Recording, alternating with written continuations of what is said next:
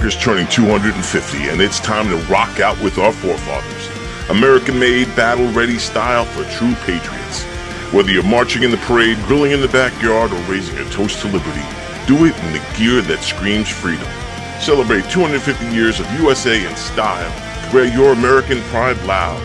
Trendjackers.etsy.com. Grab yours before the fireworks.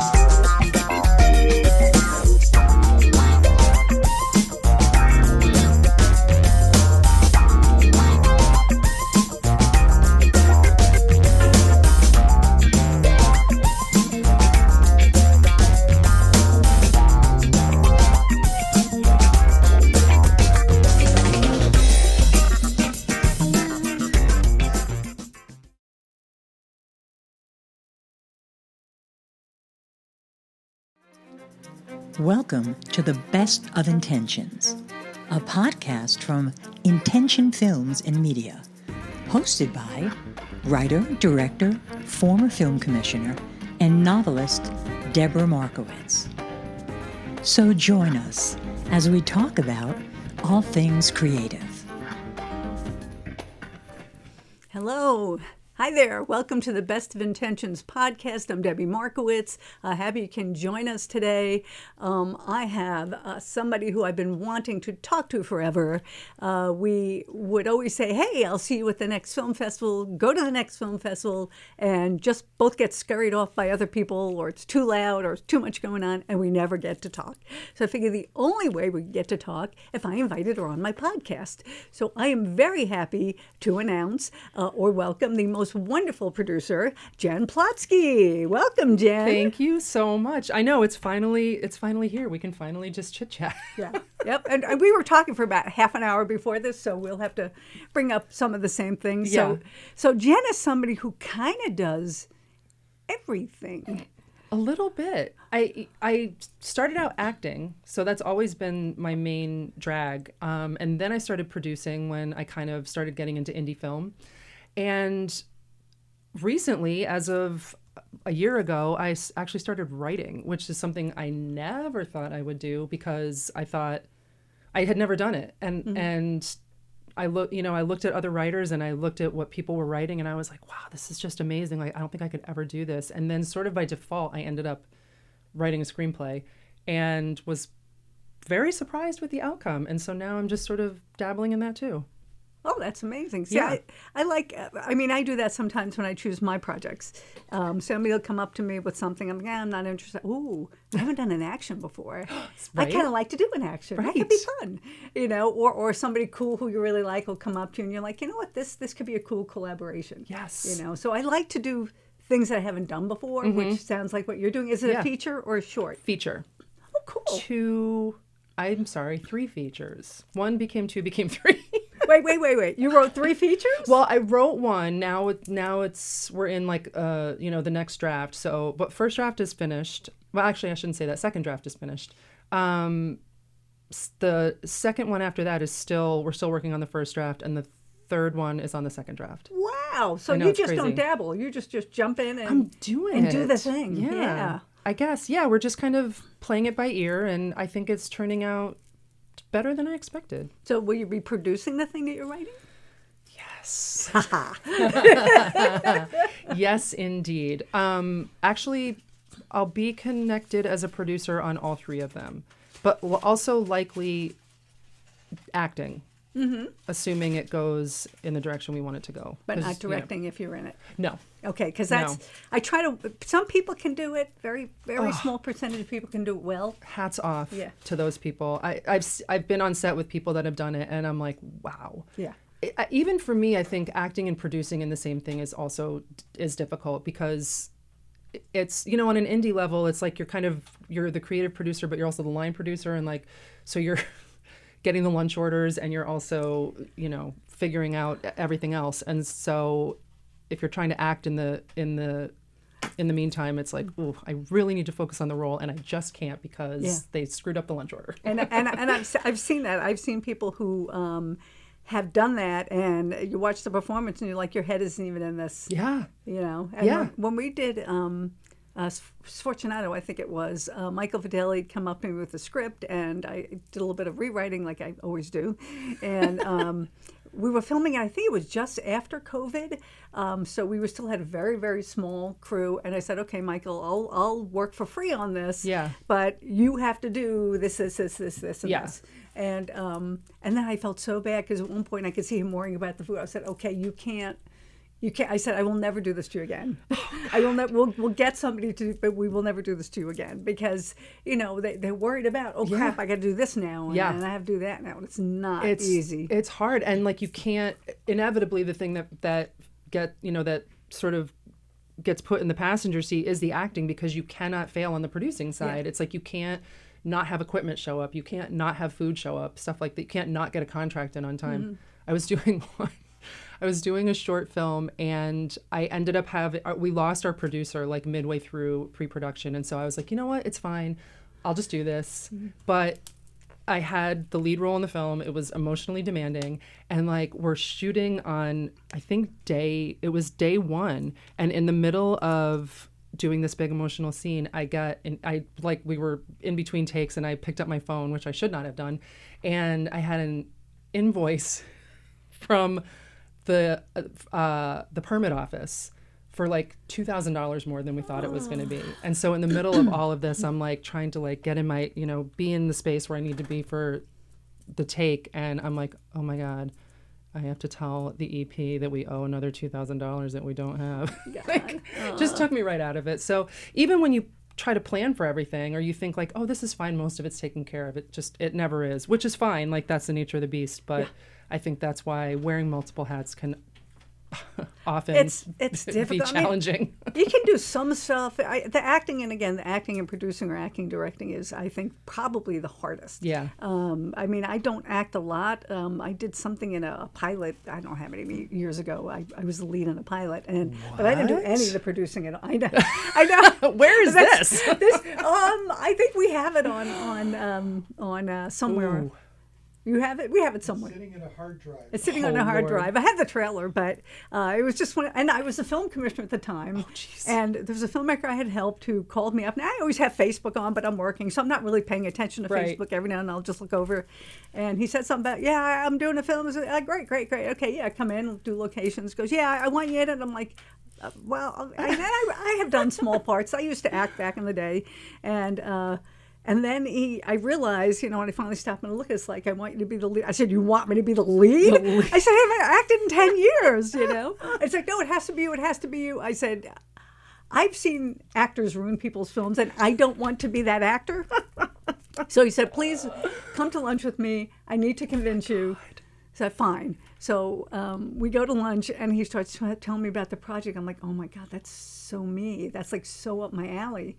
And I let him convince me to do. I said, what's your And time? you're like, now I really want to do this. I know. I said, what's your time frame? And he said 6 weeks. I said, I can measure. Now I'm in every scene of the script. Oh, it's Lord. Me. So I said, well, I can memorize in 6 weeks. And I put it in my phone, and I'm listening to it every second of my life to drum it into my head.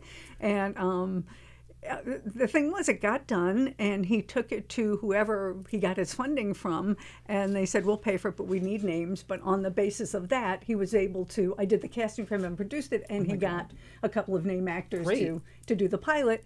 And the last I heard, it was going to get picked up. And what did COVID happen after that, or just life in general? But whatever happened, but he's over in Dubai getting all kinds of money from whomever, so maybe that'll happen. But he came home after things started happening there. But so anyway, I couldn't do anything else while I was acting. Yeah. And it's just, you guys, I mean, I see how you people pull this off, actors. I'm so amazed at like what you do, To me, just to memorize the lines was huge. But I think a lot of times people that is, like, for people that are non-actors, when they think about what actors do, I think the line memorization is the first thing they always think of. They're like, how do you memorize all that? I'm like, I don't know. Everybody has their own process, but like that has never been a thing for me. I don't know. It's just, I think when you do it enough, that it just ends up, like you listening to it on your phone, it just ends up being, living inside your head. Mm-hmm. But I know that a lot of people think, and a lot of actors will look at a script and be like, oh my God, it's so much. Like, I'll never learn all this. It's like, you'll do it. When we did The Prof, which I produced and cast and directed for Linda Collins. Oh, yeah. We had another lead actor in mind, and he had gone to teach in, I don't know, Austria, wherever the hell he went to teach, Scotland. And he was supposed to come back the week before. I'm like, I'm just not feeling good about this. And he comes back, goes, I'm just not feeling well. I said, I'm recasting you. I said, what do you mean? I said, I just know you have COVID. Yeah, I just know you. I can't take a chance because it took us so long to put together these fall fully packed days of all these locations that I can only have this on a Monday, that on a Tuesday. Yeah, because that was like 2022 or 3 or something? It was a few years ago, but it turned out he did have COVID. Oh, geez. Thank God you recast him. I know. And I'm like, well, who the hell am I going to get to do this? Who's going to memorize Enter 22 Lucas pages? Hassel. Lucas Hassel! Yes! Who could do 22 pages in a week? And it was Lucas Hassel. Yep. And he did it, and it changed the whole nature of the film in a very good way. Isn't that? Yeah. But it was like, and he had plans to go away on vacation. And I said, and because I'm me, I said, oh, that's too bad, because this is something you haven't done before. Silence. Send it my way. Let me look this at it. carrot. Listen, Let me look at it. And then 20 minutes later, I changed my plans. I'm like, yes. Listen, us actors, it's hard to say no to things like that when people tempt you like that. But yeah, isn't it funny? I always feel like when things like that happen, and I had that in a couple of my productions too, where it's like at the last minute, like 24 hours before someone gets COVID. And that was the risk of doing it then. Yeah. And I was, what a monkey wrench. But also I was always glad to know about it beforehand. When they get to set. So, but I do feel like so often stuff like that happens, right? Like, because it's indie film, something will go wrong. Someone won't get that, whatever it is. And I really feel like it always ends up the way that it's supposed to. Happy accidents. Yeah, it's always a happy accident. I don't think I've ever had something, I should knock on some wood, something go wrong that didn't turn out to be better in the long run. Yeah. And not better like in terms of like one actor is better than another, but it's the chemistry of everything that, and the harmony of it that really pulls it together. So and Lucas and Linda are great in that. I know. They're lovely. I know. And it's just, it veered a little bit more towards romantic end, which I wouldn't have done before. It's always just a hint of, but it worked really, really nicely. I kind of like that in it, though, that it's just that hint where it's like, it's a kind of like a what if. Yeah. That you sort of leave going, well, maybe they will and maybe they won't. Yeah. And maybe they'll just be really great friends that, And one of my favorite parts of that movie, I did not know at the time that Linda was a professional musician. Yeah. So, Same. So we go to this home, and there's a beautiful white, I don't know if it's a baby grand piano, whatever the heck it is, but there's a gorgeous white piano. And she sits down and she starts playing between scenes. I'm like, what? What? I said, we are using that. What do you own the rights to Yes. that song? She says, I wrote that for my grandmother when she passed away. I'm like, Oh. we're using that song, and now it's the soundtrack of the whole movie. Oh, so beautiful. And it's so perfect. Oh my you know? gosh. It's so funny when you realize that. Like, I feel like so many people in this industry wear so many hats that are even outside of the realm of filmmaking that you don't even know about. And you're like, oh my God, you're a professional juggler? I don't know. I can use that. You just never know. I'm like, why is that not front and center on your resume? I mean, I think one of my favorite things like that is John. My John used to act in college and high school and went to the Yale School of Drama and all kinds of cool stuff. And he's my DP or Yeah. he's my sound or my AD or whatever I need, and sometimes all at once, depending Yeah. on the budget. And we had just done Waitlist Yeah. with Travis Grant and Beck Fortis and Robert Clohessy, Abigail Hawk, Tara Westwood, and Kim Director and all that other stuff. Oh my God, what a great cast. And Travis found out that John was an actor. And, he had done some small part in indie films, but hadn't really done a lot of it. And so Travis goes, I want to do something with John. And it's like, all right, let me think on this. What could they be to each other? And he said, I want to do like Good Will Hunting. I'm like, no, nah, we're not doing that. I said, I'm gonna bring you to your knees. Oh my God. Because Waitlist, I don't know if you've seen it, but it's very light. Waitlist I haven't seen. Okay, you have to see it. I know. And review it. Okay. Anyway, so I said, no, I'm going to write a drama. And so Travis plays a former heroin addict from a very abusive household, Yeah. and John plays his father. Yes. And he won so many awards for this Yes. movie because he is just the darkest, creepiest, most sadistic. It's amazing. I think we were at, I don't know what film festival we were at. It wasn't New Jersey Web Fest. It was something before that. And I hadn't seen it.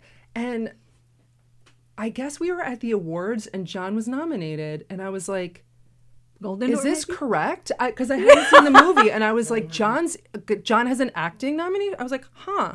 That would be Golden Door. Golden That's Door. Golden Door. Yeah. And then he won. And I I was know. like, what's happening? And it gets some really big names too. I know. And then we went to New Jersey, and it's like it just snowballed from there. And I was like, hot damn, look at that. Like talk about wearing hats. He's like, that's a hat rack is what that is. I know. He does everything. And now, one thing I tell actors all the time is you can be a great actor, but if the role isn't really demanding, so you can't really show what you can have friggin' Anthony Hopkins, but if there's no depth in the Right. role, and that's what the movie commands, then Yep. you can't really show it.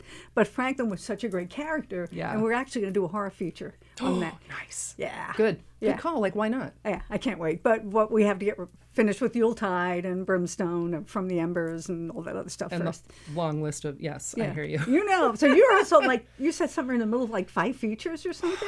Yeah, it's, you know how it is when you're like just throwing out ideas and then all of a sudden people are like, yeah, that's good. Let's work on that. So you're like, okay, well, let's just start working on that. And then you do, but then the other 3 conversations that you had before that were also like, yeah, let's do this. And Yep. now, so I started working on these kind of loosely. It's like, the beginning stages of development are often slow. Some of, like, one of them I already had a screenplay for, and some of them, like, we're working on screenplays for. And so, anyway, so I thought, okay, these will all kind of happen in different stages. And then all of a sudden they're all coming together at the same time. And I'm looking at my schedule going, What am I doing? how am I going to shoot 4 movies at one time? But, inevitably, I think it looks like that now, but I'm sure that things will work out the way that they're supposed to. But yeah, it's great because, we've done a lot of short films and I feel I love working on short films, but I'm kind of ready to just tackle some bigger stuff and in different capacities and just see what happens. And they're all different budget ranges, so it just depends on funding and all that stuff. So we'll see. But yeah, it's busy. It's just not, it's like actively busy, but just active development. yeah. I know. We're doing that with Yuletide. We got the pitch deck done, and I'm so happy with it. I have the business plan, but I'm not feeling 100% with that yet. So Yeah. I've got to find a line producer who kind of really knows this backwards and forwards to look at it and Right, say, we were talking about this. Yeah, and line producers are hard to come by. yeah. That's So a I have tough job. a few that are interested, Okay. but I have to check them out. Okay. And see who, but I can't do that yet. Right. Because we've got a wait list, which we're doing all the publicity for that, and I'm working with a PR person and now a social media person, and before they can really do it, I have to give them tons and tons and tons of stuff. Yeah. Like she wanted, the PR person wanted like clips that are not part of the trailer. So I had to go out and go through with the whole thing and pick out the clips and then stills that weren't part of anything we had before. So I had to go through and give John 5,000 different time codes to do that. So it's just a lot of frickin' work. It is. Somebody said that to me recently. They were like, I was on a Zoom meeting and I was like losing my mind. I was like, I have so much on my plate right now. I'm like, yes, I will get to all of this, but whatever. And someone said, you need an assistant. And I was like, yeah, I do need an assistant. I said, but I would love that. Having an assistant means taking the time to show the assistant, interview, show them the ropes, show them everything, like, open my brain and let them peek in. Yeah. And I'm like, I don't even have the time to train them to do the thing. And I'm sure someone else would do a great job, but exactly like you're saying, it's like now I have to, and once you get all that done, then you can just hand it off and that'll be great. But it is all of that prep that's like, oh my God, wait. I know. Wait, what? I just have one now, just answering my Intention Films immediate email. And it's, I want to give her more, but even just dealing with, like, I changed my profile page on Film Freeway to put just the business address so I don't get any more of these sales emails all the freaking time. So she answered to Deborah there. She goes, what would you like to know? What can we help you with? No, I don't want to buy anything. No, I don't want to hire you. No, I don't want to. So I'm trying to find more ways to filter. Good. I think IMDb might go there. No, that doesn't go there yet. But, I'm trying to do as much as I can just to get rid of the 6,500 emails in Gmail and the 2,600 ones I have in AOL. Yep. It's impossible. Oh my gosh. It's impossible. Yes. Managing multiple emails is its own full-time job. Like, I have one for my production company, and about once a week I'm like, oh, right. right. I better check that. Yeah. I mean, AOL, the reason I keep AOL is the fact that eventually one day when I close it, all the sales things will go away. Yeah. And very few people even use that anymore. Yeah. So one day that will all go away. But, right now it's just crazy. Gmail is my main one, but I don't really want a lot of business stuff. Not business stuff. I don't want the sales stuff coming through. I don't have time for that. No, I don't want to hire an AI company. No, I don't want you to do this. No, I don't. I'm tired of... I have the people I like. Right. And when I need new people, I will go to people I trust in the industry and go, who do you recommend? Exactly. I will never hire anybody who doesn't come from somebody I know. Same. Lesson learned over and over. It's, if I'm staffing a film, it's always got to be, I either... I start with the department heads and I'm like, who do you want working with you? Mm-hmm. After that, if you don't necessarily have any preferences or if your preferences aren't available, great. I have a number of people in this pool over here, and if you've worked with any of them, say it now because that's who we'll hire. Like, otherwise it's just, you don't have time for wild cards. No. As much as you would love it, but we don't get audition processes for... And then when you're in it, you're stuck. Yeah. You're right there. I mean, we did that on our very first film, the feature film, The Only Woman in the World. We had no right making a feature film. We didn't have any money. We didn't have, so I said, it's time. Yeah. I've done 30 shorts. It's time to do a feature film. So I wrote a script in like 3 weeks and probably should have tightened it, but, what the hell. And we decided that we would train our entire crew. And that's what we did. Oh, my. And the only people we didn't train was hair and makeup because you need somebody who knows how to do that. Yeah. And we would occasionally bring in a professional gaffer or one person if we could. But otherwise, we did all the pre-production ourselves. We trained we trained an AD, we trained gaffers and grips and freaking everybody. Oh my Scripty, God. I think we had a scripty we trained, and it just was so exhausting. I can't even imagine. By the time we finished that film, I never wanted to see it again. and then John was going to edit it too, and you asked if he edits, and yes, he does edit, but I kind of knew what was going to happen. He didn't go near it for a few months because we had a lot of other stuff going on. And now at this point, I don't know if I have a film yet. Oh, Lord. So one of the scariest things as a God. director for me is not knowing if I have a film. Right. How did that come out? I don't know. And All of this time, and yet. yeah. So he started editing it, and I said, you know what, let's just get somebody because we got other things we have to work on. And, Yeah. And then it was too long. It was still too long. I didn't care anymore. The story, I believe in the story. Acting was great. But it was just sort of like, I need to move on from this forever. Yeah. You know? And then I didn't do another feature that I wrote and directed for a number of years. I don't know how many, but it's been a bunch. Wow. And then Waitlist, which started as a short film. It was so much fun. We filmed one day, and I said, I want to know what happens to these characters. Right. And so in 4 days, I wrote the rest of the feature film because they wouldn't stop talking to me. Yes. And when that happens, it's the best thing in the world because you know what needs to be there. You know. Is It's that like- what happens to you when you write? So far, I don't know, but I know that's happened on other short films that I've worked on. Like when we did Susanna Nolan, her film Square Breathing that Kim Cummings directed, Susanna wrote it.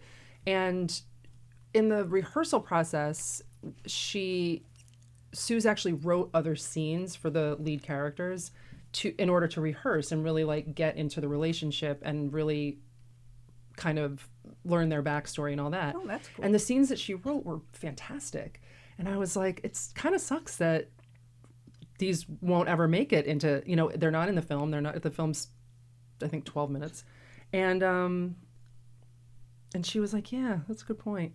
She's like, maybe I'll write a feature of it one day. And I was like, you should. Did she? And she is. Oh, wow. So that was, I think, 2022 when she wrote that. And yeah, so she's working on a feature, and it's going to be great. Like, because all of those scenes, I was like, God, you wrote these, and they're great. And like, you should make something with this. So I think that's, you know, when you have those characters and you're like, there needs to be, we want more, then why not? I feel like that's half the point of a short film, right? Like, why? I feel like it's you know, it's an exploration of some things. I think are meant to live as short films. I don't think that some things need to be expanded, but sometimes when you have that feeling, it's like, yeah. Well, that's what happened with Brimstone and From the Embers. I don't know if you know that, but Brimstone was, I think, their 12, 14-minute film.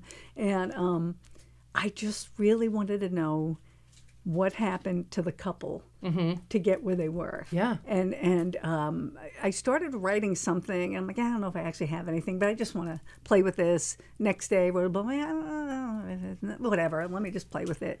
Third day, could potentially be something there. And a week into it or 10 days into it, I went, I have a story. Yeah. And it started because of the relationship with these two, because I just pulled... because Travis and John were going to do this father and son thing, and I needed a wife, and so I said, let me just call Julia. Now, Julia's like 10 years younger than Travis, but I didn't care. She just has a 3-minute part, and then I built this thing around, why would he marry this young woman, right. you know, and why would she marry him? And so I just started sitting with that, and I said, okay, well, maybe they didn't just hook up, you know. And so she plays a very, very idealistic college student who is studying trauma and addiction, and he's one of her subjects. So I didn't want him. Love that. Yeah, so I didn't want him to be a total dirtbag, like going after this young woman. Right. So I kind of made it that she ends up getting in this sort of codependent relationship. Yeah. And she's so bright, so she doesn't really think that's what's happening to her until she realizes it. Until she's in it. Yeah. Oh my gosh. Yeah, and I mean, the great. thing I love about it is, because I love to see the actors. Yeah. Right. When like they just go to become the town role- with that. God. Oh my gosh, I know. Oh my God, yeah. So I wanted to really beat the crap out of Travis, which I did in that one. He dropped 20 pounds, and he just really, I mean, he just bulked up, but also shred Yeah. a whole bunch of weight, and really had to get into this dark place to my be able God, to do yeah. this. Yeah. And I'll never forget, one of the scenes was so friggin' heartbreaking that, and we were doing it in the bedroom of this apartment we rented, and just from doing all the angles, he had to go through this very emotional scene over Yeah. and over and over. He went Oh. outside and threw up. He just went outside and So threw up. hard. Because this is like living my nightmare, because you're in Yeah. this. Yes. And bad things just keep happening, and you can't stop because you have to do the next angle. Yep. And you have to, and you're back to one. It's oh my gosh. Yep. So that was that was awesome. We're doing the reshoots because I just don't like the ending of it. John kind of mentioned something. Oh, I like that. So we're going to reshoot that one little part. And but I needed to know what happened to them. Yeah. And then we decided, Brimstone. there's like the Brimstone universe. Yeah. So I did Brimstone, and then John hands me a script for a Brimstone lullaby. Oh my God. And it's from the wife's point of view. Brilliant. And it's much darker and much more suspenseful. And since John was in it, we hired a very experienced cinematographer. We hired Sean King, who was phenomenal. Yeah. And, so we just, we did that. And I know that John could relax better because he knew he had a very experienced crew around him. And doesn't have to worry. Yeah. Doesn't have to micromanage anything. Yeah. Which was so helpful. Yeah. And we lost our location, which happens all the time. Yep. And John Day said, before. Yeah. Well, we had a week, and John said, you know what? I can build a set. He used to do it for a living. So he said, I can build a set in the garage. I'm like, John, I don't know. And he goes, I can, fine. And it looks awesome. Oh my God. It looks really awesome. So he built this basement in our garage. That's the scene crazy. of the movie. My God. It's like, yeah, but all these things have to happen. He goes, so I'll build a wall here. So you see him come around the side, and it looks like he came down the hall. And Wow. That's a Brimstone lullaby, which I think we just started sending it out. Has that screened anywhere yet? Do you remember? Once, I think. Where did it screen? Once, I think.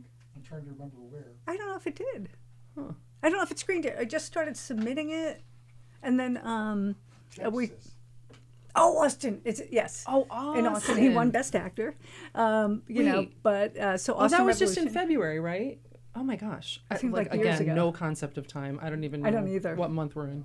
I don't either. So That's great. Yeah. So he did that, and then there's a feature, and then I decided that I want this to be a feature with Franklin just being insane, which he is, but really, really beefing it up. And yes. So I wrote the first scene of that, but then I put it aside because I have to finish these other things first.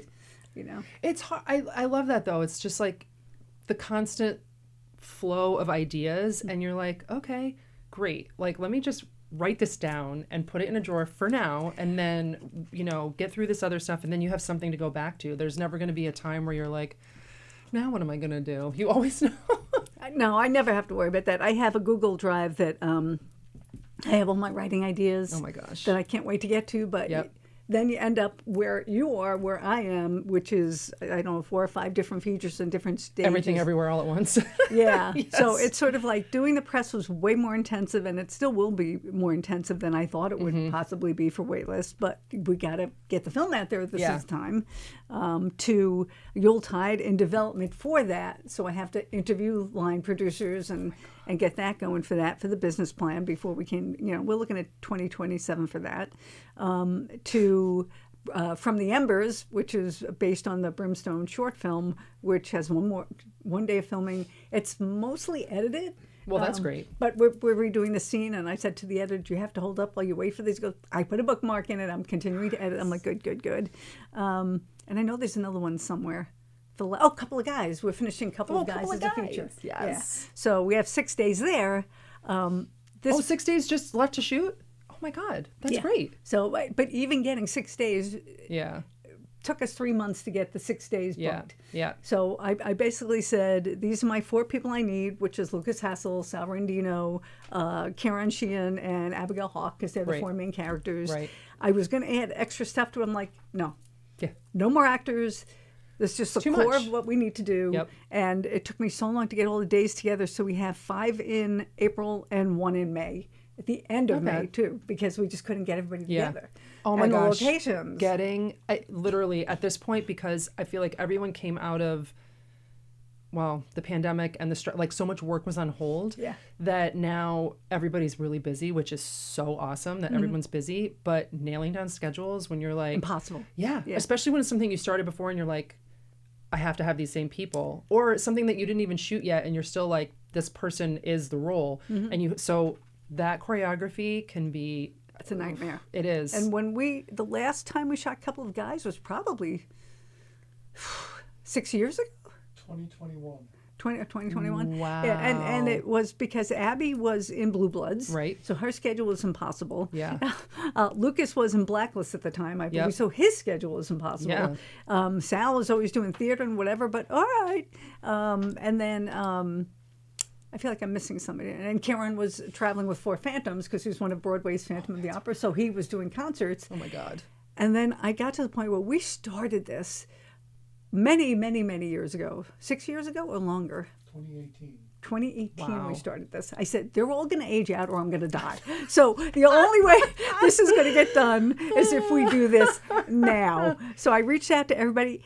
Blue Bloods wrapped up, so she doesn't have that, although Right. now she has teenagers. Yes, Karen true. finished with, or at least less than Four Phantoms, so he still has a busy schedule, but Yes. Lucas is done with Blacklist, and Sal is continuing to do a lot of theater, but I booked the dates, and he asked me last week, so I got another gig, and we definitely no, he wouldn't switch, but he goes, are we definite with these days? I said, we are definite with these days. He goes, okay, They're that's fine." locked. Yeah, but nobody move anything. Oh my God. Oh yeah, it's been crazy. But so, and then getting the locations. The only day we could get the gym location we needed was Easter Sunday. Now, I personally don't care about Easter Sunday, and most But, of the yeah. we lost one crew member to that day, but we filled in. But all the actors don't care. Great.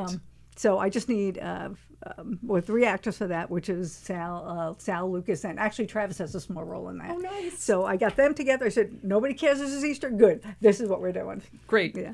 So it's just that insanity of trying to put the dates together. It really, and you listen, it's hard when you're working in indie film when someone books something that's like a network television gig. You're like, you can't, like, Yeah. obviously I can't ask you not to do that. I know. And for me being in that position as an actor, sometimes I'm like, okay, yes, I'm holding these dates. I'm like, oh, please, oh, please, oh, please. You know, you don't want to like will anything to like Yeah. not happen, but also you're like, please, like, don't let a booking overlap. I had that once when I was doing a theater. I was doing a production of Midsummer, and I had one of the lead roles, and it was indie theater or like, you know, whatever theater, and there were no understudies. And I got a call that from my manager that I was on hold for something that was going to shoot on opening night. Oh God. And I was like, oh my God. I can't even describe the level of crisis that I had, because at that point I had not booked any network television stuff, and this was for HBO. And I was like, what am I going to do? And my friends were like, well, you can't do that show. And I was like, I cannot Not do I the don't show. that is not in me to like tell these people, because it was only, I want to say it was like a week or two out, and I was like to tell them that, no, it must have been not that much time, because I feel like in that time they could have replaced me if they had wanted to, but something to, you know, some sort of whatever, I was like, there wouldn't be able to get a replacement. And I was like, oh my God, I don't know what I'm going to do. And luckily it worked out. The universe worked it out for me, and they cut that scene that I was on hold for. So I didn't end up doing the HBO show. But I was like, okay, never again. I can never do this again, because I don't want to put anyone in that position, least of all myself. But like, I never want to let anyone down and be like, I can't shoot your thing, or I can't do your show because, you know, at the last minute. I've been really lucky with that. Really lucky with that. Really lucky. Really, because that was always one of my fears. You know, you just don't know. I mean, you have a lot of things with COVID. Oh my God, is somebody going to get sick? But luckily, you know, that sort of worked out okay. And then the other thing is, because my parents were older, Yeah. they've since passed, it was always like, and I know this is awful, if you're going to die, please don't die while we're filming, because you can't. If you Just have, don't, not this and week. especially if people have hired you and all the money's in there, you can't not do it. Oh my God, So I know. it's I just think like, about that all the time. but luckily that never happened. And then they both passed away when we were not in production. And then my daughter moves in with my grandson. And we're in the middle of From the Embers, and he has to go to the hospital. Well, nothing. I mean, he ended up being okay, but he had to go to the hospital.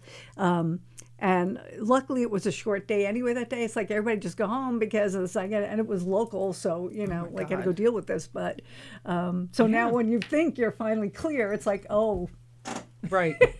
this is happening now. Right. It's like there's that underlying thing of like, what if there's an emergency? It's like, what do you do? But you know what? I feel like it's going to have to work out. And I think, I don't know, this has been my thing for the last couple of years. It's like things can go so wrong, and like you have to put yourself and your life first. It's like when stuff like that happens, it's like people are going to have to understand and figure it out. And if they can't understand or figure it out, then maybe they're not. They're in the wrong business. They're not. Yeah. They're not my people then, because hopefully, if something terrible were to happen, they would understand and be like, you know what, go figure your thing out, because we got this. They were so hard to get the days for a couple of guys that Yeah. I think I even told John, if something happens, if I have to fly to Florida, for my mother and my father, either you direct or let Mara direct it. Right.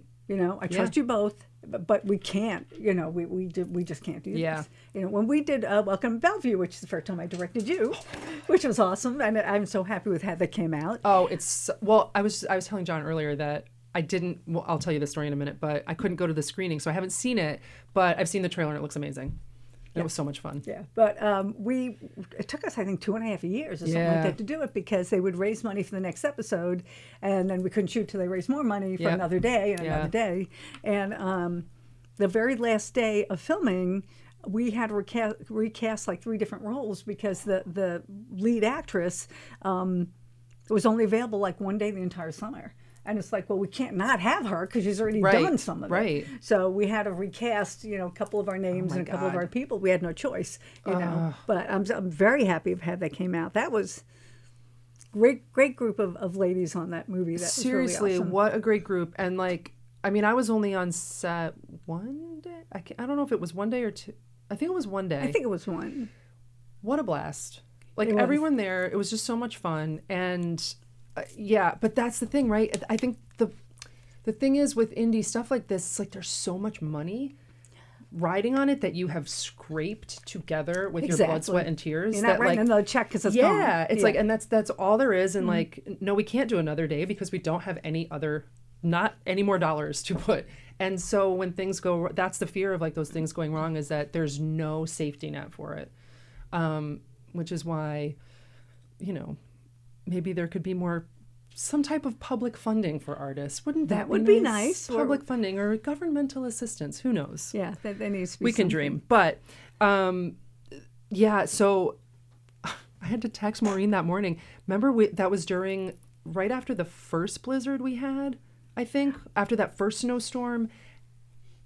It was after the first snowstorm, because this was in the end of January or something. I don't remember. But I fell on ice that morning, and I fell right on my butt. Oh. And I texted Maureen, and I was like, I don't think I can walk there. I can't get there. Oh my because God. I felt okay when I got up, and I was like, oh, I'm kind of fine. And then I laid down for a little bit, and then I got up and I was like, oh, I'm not fine. Oh my God, I didn't know this. Yeah. I mean, it was, thankfully my cushion helped, but it did. I was afraid that I would have busted my tailbone, which I did not do. So it was just soreness, but I was like, I don't think I can really master any subway stairs at the moment. So I'm excited to see it if and when in the near future we get to see it. It's fun. I know. Just watching the trailer, it's everybody, you guys all did such a great job with that, and it's such a great story. And I'm thrilled that right now medical stories are hot. So I hope it gets some wings. That would be amazing. Yeah, that'd be amazing. It's the thing with the back when we did the first feature film. Again, just training everybody and all this crazy stuff. And I think that somebody we were working with who needed to have something done couldn't, because they had a family emergency or whatever it was, and they won't be coming home till the night before.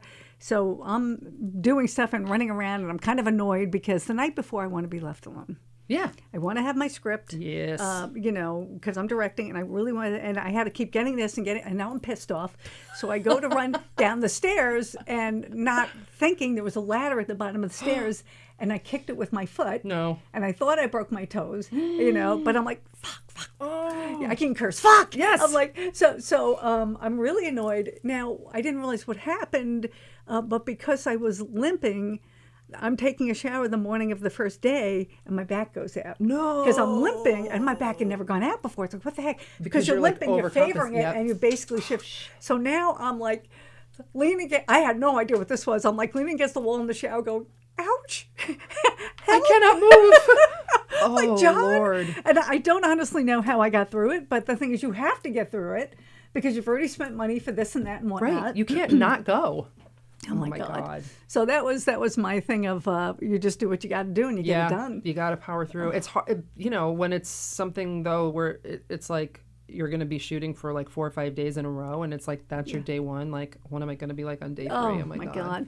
Because I think, okay, I can get through a day. Like, okay, my back, my foot, like, it's going to suck, but I can get through 10 to 12 hours. But, like, if it's, forget it. That's too much. Yeah. Well, what really burnt us out is, and I'm going to get the months wrong, but I think ending in September, we had just come off of about 14 days of filming, 14 months of filming, between with maybe a day in between, but it's not really a day off because you have to prepare for your next couple of days of filming because you don't have any, you're doing everything. Yeah. So we had Bellevue. Oh, Lord.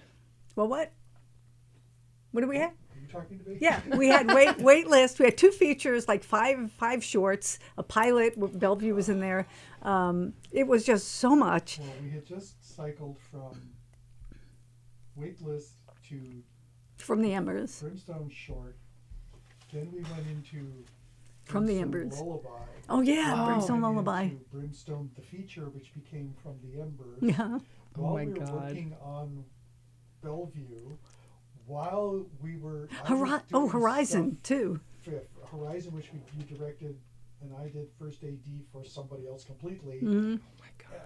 And all of this was jammed in together. It was It's crazy. like, In fact, you never know, like, on what day you're doing what. Oh, my it was a God. nightmare. How do you get in the Horizon- mindset? Yeah. For Horizon, we got 7 rewrites of the script in 10 days. yeah. Oh God. Ooh. And I had to direct a 3-year-old, Oh, and who was dang. amazing, by the way. Oh, my God, She had that's- just turned 4, and she was That's a miracle. incredible. Oh, my God. Yeah, and then another little baby was in there, which we didn't know until 2 days before. Working with kids is always such a crapshoot, which I've been lucky too. Like, for the most part, like, they've always been great. Yeah. So Sometimes dealing, I think a lot of times it's like I'm more apprehensive about dealing with parents, but for me, on the whole, like, all of the parents that I've dealt with have been really great too. So That's it's like, awesome. again, I've been knock lucky on wood. too. Yeah. But Yeah, and then Bellevue, the actress that plays Oh, yeah, her Maureen's daughter, Holly, yeah. yeah, it's got Down syndrome, and I mean the best thing that we did was we met on Zoom a couple of times, and then actually met at the location the day before, so I was great. able to gauge how she worked. Great. You know, and Yeah. she would tell me, like, well, the first time I do something new, I cry. Oh. And then the second time I do this, and the third time I get it. And you know, we really spoke about it, and I spoke with her mother and her. And the day that we filmed, we start to do it, and she starts crying, and I'm like, she was like, wait a minute. I said, what do you do the first time you do something? And I cry. I'm like, right. And then what do you do the second time? And by the third time, she was like, yeah. And we just went right into it. Oh, I love that. Yeah, and I made sure that we had plenty of treats nearby because I know when she gets tired and she gets, it's just give her whatever she likes, Yep. and that'll do that. We planned a long day for a small amount of things because I knew it would take her longer to do this. And then I think the final thing is when she really started getting tired, I started explaining Reiki to her. Because I'm a Reiki master, which most people don't know that. But, and I said, see my magic hands? And I said, I'm going to show you something. I said, feel my hand. I just put it above it, and she could feel the heat coming out of my hand. I said, see, that's magic. And I said, bet so she when loved you that. get tired, and every now and then she'd be like, magic hands. And I come running I love over. it. I love it. Yeah, and she was just such a joy and did such a great job. And it just, between that and then I think that had just come off of directing the 3-year-old and whatever, I'm like, all right, I may be okay at this. Maybe this is the Because thing. challenge after challenge after Yeah. challenge. But it's about having the patience and surrounding yourself with good people and Yep. making adjustments. Like John was originally the first AD on Welcome to Bellevue. But I said, you can't. But then it took so long, it went right into From the Embers. No, what did it? There was another thing we were doing. I'm like, you can't be doing 2 first Yeah, ADs it's like at too once. much. Yeah. That was actually Horizon. Oh, Horizon, that's right. I said you can't be doing 2 of these at Yeah. once, and filming this other stuff, and Right. doing sound for somebody else, and Right. So, so we switched him to sound because that's something. It doesn't take a lot of prep. You got to make sure your machine's Right. working, and you're on that day. And other than that, you pack it up and you're done. So, it was adjusting things as we went along. Right. People That's how I have- feel like when I go to set and the luxury of just having to act. I'm like, oh my God, when I'm wrapped, I can just leave. How nice is that? You guys are going to load out? Okay. I'll go. See you later. Bye. I miss those days of just being able to just do one thing, and when I can do that, it's pretty awesome. Oh, man. But it is. It really is a luxury. yeah, But it's okay. This stuff is hard. People don't It's realize how hard this hard. is. It is hard. It's a lot of, I mean, I say that it is, it's a labor of love. I mean, I do love it. I kind of thrive in an environment where I'm sort of, you know, being an octopus, but I have a long background in hospitality. So I think producing goes hand in hand with that. And, you know, for years I was such a good bartender that it just naturally translated into me doing this. So I say that like, I was too good at it and I spent too many years doing it, but whatever. But I think that's why I do, I don't think I'll be able to do that forever, nor do I want to. But I think, yeah, it's like when you're doing indie stuff, and even as you start going into features where it's like, okay, maybe you're like raising more money and you're doing, I really think that with the way that the industry is right now, I think indie film is going to have a golden era right now. I really do. I hope so. I've been thinking that too. Yeah, and, I think and people that's have the to slingshot support effect. that. Yeah, people have to support that. If you want to see product that's not going to be the same old. Now, don't get me wrong. I love superhero movies. However, if you want to see something that's not this, it's I don't want to. I'm making up a name. Slasher 5, 6, 7, 8, 9. If you don't want to just see that, then you have to support the arts. And it doesn't take a lot. No, it doesn't take a lot. Watch the film. Review the film, because then if it moves up. If we start to make money, we can make more films. Exactly. You know? Exactly. And then once it's like once you're hitting those higher budget levels, then you have staff. Then you're fully staffed and you're not having to, you know, do all of the things yourself or, you know, in a 12 jobs by 3 people kind of a thing. Yeah. So we'll get there. I mean, I love to work hard. Yeah, that's same. probably one of my favorite things in the world. I don't like people looking over my shoulder. Yeah. That makes me insane. Yeah. But I can and do tremendous amounts of work. Yeah. And when we finished our 14 months, I think it took me a week or two just to go over the piles of paperwork in my office. Oh my God. You know, and put all the brimstone here in the front and just literally enter everything on the computer. And there just was no time to do that. And my editor that I usually use may not have been available, so I was starting to interview other editors. And I said, well, we don't have time to put the files together. We don't. What shape is it? What, you don't do it every night? I'm like, we could not do it every night because we were getting ready for the next day of filming. Yeah. It just could not be done until we finished everything. Oh my God. Yeah, it's hard. And that's the thing. It's like people don't realize.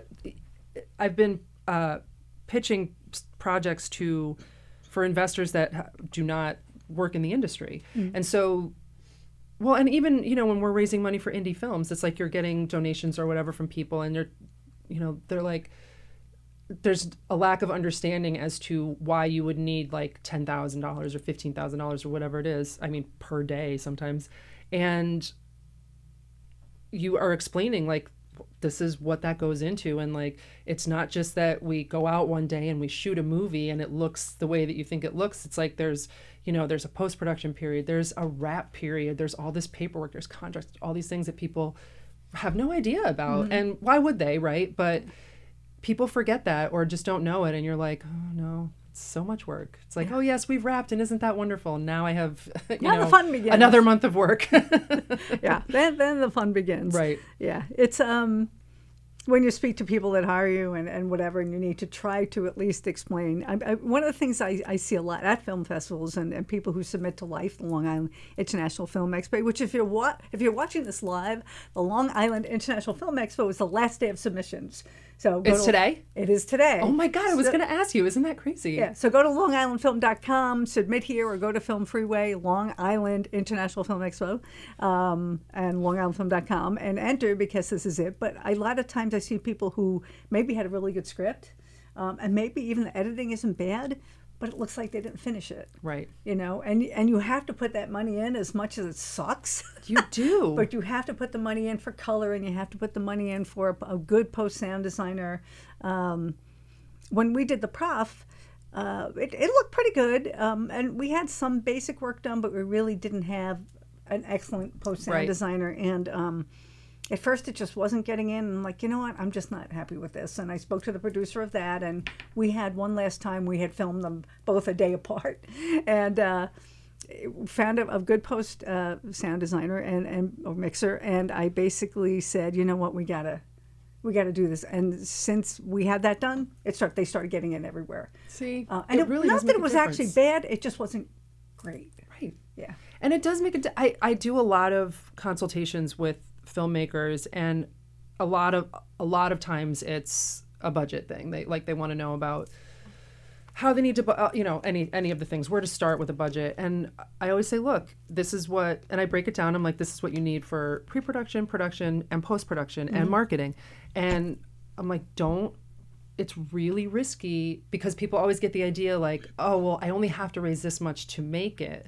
And I'm like, yeah, but if you don't then raise the rest of that, what are you going to do with what you made? Like, then you've really, I mean, I don't want to say wasted your money, but kind of then you have, you've spent whatever, $25,000 on a short film that isn't going to get done. And I think really putting the money, or people skimp on post-production and it's like, you see it.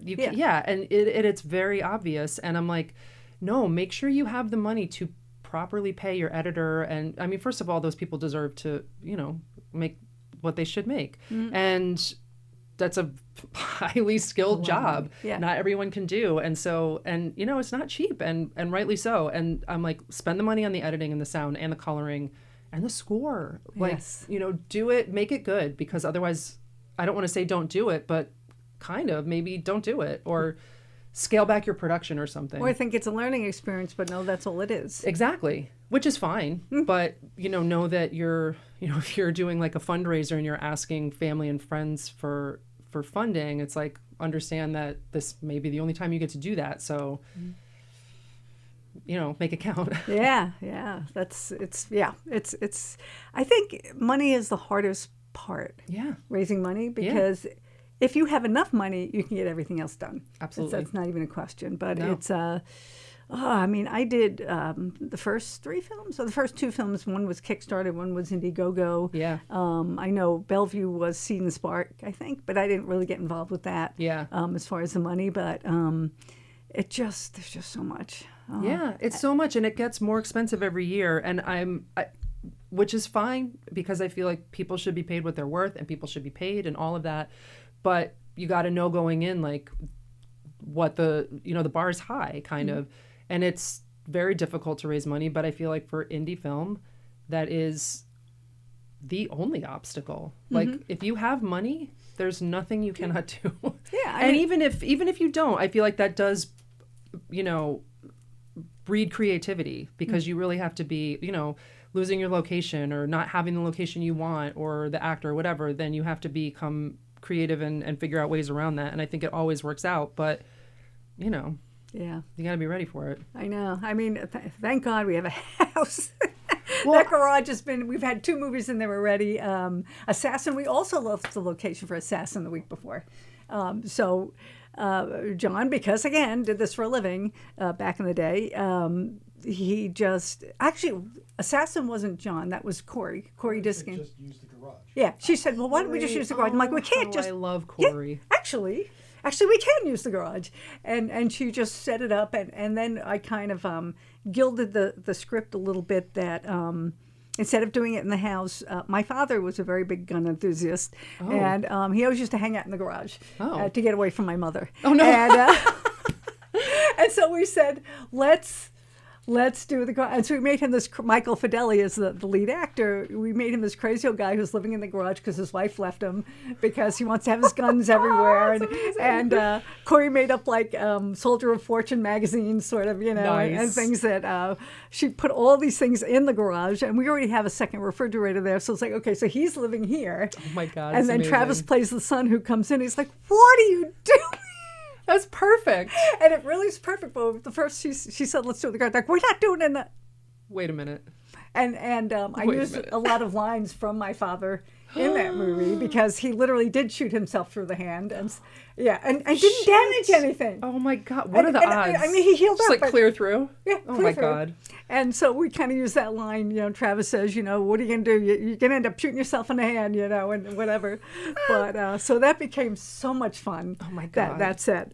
But so that was that. And then Brimstone Lullaby, John literally put up walls and painted everything and, built everything around it. See, that's why you guys, it's such a great thing that you guys have, because you both wear so many hats, but also you can cover so many aspects of production. Yeah. So it really, I think it really, I mean, obviously it lends itself well to you guys being prolific in filmmaking, which is great.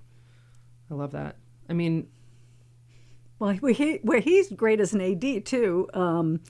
one of the most fun things is that the film that I was the lead in, John was the AD for that. And the director would go, well, can we have a light? And John says, give me a second. And he would just go and put something in. He goes, does this work? Because the guy is supposed to put his hands up, I think, and light comes out. Just give me a minute. And the guy goes, oh, this is great. So, he's Wait a minute. really... Wait a minute. It's like Inspector Gadget over there. Whenever you need something, John's like, oh, well, let's try this. But, so that's good to have that. And I'm so lucky. Yeah. So, because he can do all the things I can't do. Right. Although now he's starting to write, and he writes really well, which I knew he would. So he also does some of the things that I can do. That's great. He doesn't want to direct. Which is why you're, in the situation you're in where you have all of these things. But it's great. It'll all get done. Yeah. But I want him to direct something, and he doesn't seem to want to direct it. But I know. Well, you know what's going to happen is he's going to end up having to, because something will happen. You'll be like, John, you have to step in and direct this because... And then he'll be like... And he can, and he'll do it. And he'll be like... Maybe, and then he'll win an award at New Jersey Web Fest, and he'll be like, maybe I love this. We decided that I think I've won awards in for writing, for directing, for, I don't know, producing maybe, probably. But he's won for like acting. Right. He hasn't won directing, but he's won script writing, cinematography, sound design. What else did you win? Best actor, best supporting actor. I'm like, that's not fair. I'm doing this longer than you. It's literally all of the categories. Everything. Yeah. So he's got all these different awards for different things. And when he won Best Actor at Golden Door, do you ever see their trophies are gorgeous. So I'm like, I know. You have like the nicest trophy. They are pretty. No, I saw those. I was like, "Ooh, man, those are nice." Those are nice. And they're heavy. They're heavy, like. Oh yeah. Like I imagine an Oscar is. I would imagine, yeah. So I'm like, now I have to win one of those, but it's not easy to win there. Yes. But Phoenixville, though, I got the Phoenixville one. That's really cool. I won I haven't seen that one.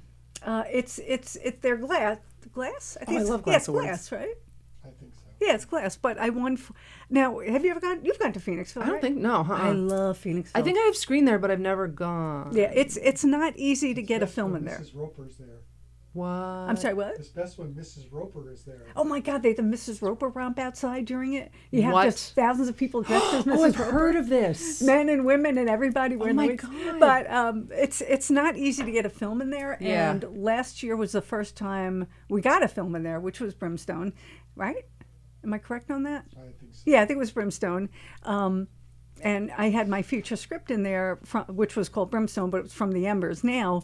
And when it won, I'm like, did I just win here? Because it's not easy to win there. So I'm almost crying because I'm like, this is really hard to, so that one really means a lot. I mean, they all mean a lot, but that really, that really means a lot. But sometimes, it's like we were talking about earlier. It's a lot of times it's like you go and you have this great experience and you really don't care if you win an award. But when you do, it's like, it's so nice and you feel, just getting nominated is a recognition, and it's like it boosts the confidence that in your work, and you're like, okay, maybe I'm good at this. Maybe I know what I'm doing. Every now and then I get them like, maybe I do, and then you get a bad review, you're like, I suck. I'm the worst. Why do I even do this? I wouldn't do this anymore. But I don't have any other skills. No. Well, we got to, after our 14-month barrage of different projects, both our own and for other people, I was getting like the last couple of weeks, I'm like, little stupid things kept happening. Yeah. And it's like, what effing thing is going to happen today? And then I said, you know what? I enjoy this film. I love the acting. I got to just go with whatever happens, and it'll be fine. Because if you get to that point, you need to back up a little bit. Yeah. And we need to slow down. So we decided for 4 months. We decided for a few months, couple of months, maybe a month. About 4, it has been not quite 2. Okay. Well, we decided for 4 months, which then became not quite 2, to not step on set, to just get caught up. Yep. Smart. When I say not work, I just mean not start anything new, not go on set. Not start something, not be in production. Yeah, because we needed to. Yeah. We just kicked the crap out of each other. That's the thing is, like, you got to catch up. Like, you have to live your life. Yeah. I think that otherwise, it's like you need that time to reset, because otherwise you just go into something. You're just constantly. Yeah. Listen, I'm a fan of like constantly being working, constantly working, constantly being working, and that's always wonderful, and like we thrive that way. But also, you can really burn yourself out. And a lot of times you don't realize you're burned out until you're burned out. And then That's you're what like, was oh my happening. God. When I get up and I'm going to a film that I really love and I go, this effing film, then I know them. I'm shot. Yeah. I'm shot. Yeah. You know, so it's great to know that you can do it. And when we did the prof, we did it one day apart from one last time. And I was a little concerned about doing that because the days can be long. And I'm like, I don't know if I can do this. I don't know if I can do this. And I was so proud of myself. It's like, we did it. Yeah. We did it. And then the next day we're walking the dog and I'm running around in flip-flops. I fall and break my arm. Oh my God. I mean, that's... And here I'm so proud of myself. See, I don't need sleep and I can do this. And I then did I it. just Look totally... at me and I'm thriving. And it's the universe going slow. Yes, you Take a can break. do it. You don't Literally. need to do it. Yeah, exactly. So Exactly. That's kind of something I would, it's actually time for us to wrap up, isn't it? And we were going to show your reel and we didn't show your reel. that's Can we show okay. her reel? Should we still do that? I didn't send it. I did. I think. When? Oh, you That. All right, if we can't, we can't. We'll It's show all it good. another time. Do you want me to Okay. just do a dramatic That's totally reenactment on of me. all of the clips? See, that's my fault because I'm sending him 2-3 weeks at a It's time, and then totally everything's fine. getting mixed up Which is because why I forgot. I'm a That's totally lunatic. on me. I'm very sorry. All right, Please, no problem. no worries at all. It's fine. So we could actually do this the entire day, and but we can't. Oh, we could have gone on forever. My God. So I finally got to spend an hour with the amazing Jen Plotzke, and I'm really happy about that. You want to tell them? I mean, I do have it on my website, but tell people where they can find you. Yes. I'm on socials at Jenn Plotzke and JENNPLOTZKE, and on my website, which is jenniferplotzke.com. So you can find out all about Jennifer and her projects, and if you want to book her, if she has time, you know, to for consultation and whatnot.